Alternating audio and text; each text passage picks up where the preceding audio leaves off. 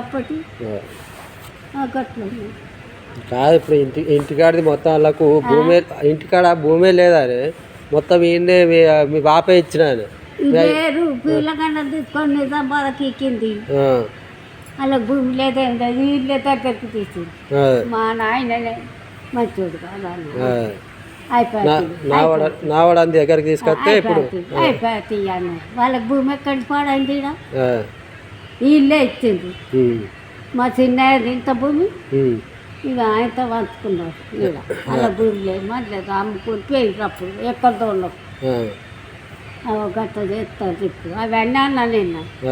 మా అయ్యకి ఇట్లా చేసిండు, వాళ్ళ మీ తాతకి ఇట్లా చేసిండు, వాళ్ళు చంప మా జీవనం అయితే పోను ఏముండకుండా సరే ఆ పోరగండను ఈడ అంత అమ్మి మరి అన్నాను ఉంటాడు, మీరే తీసుకుంటారు అన్న.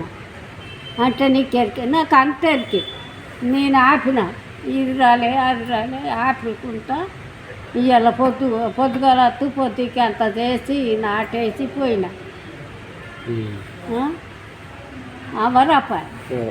ఈమె బొంబాయిలో ఉన్నది, పోర్ని కడుపుకొని అదే నాతో తోలుకొని ఈడ తోలిపోయింది. ఆ తోలిపోతే రాములు అది తోలుకొచ్చిండ్రా ఉంచిపోరు అంటే నేను ఉండా అనిపో ఉండలే. ఉండకుంటే మరాఠరాజా నాస్తా ఏంత పోరి నేను చేస్తాను. అప్పుడు ఇంట్లోనే తింటుంది, ఇంట్లో నేను చేస్తా.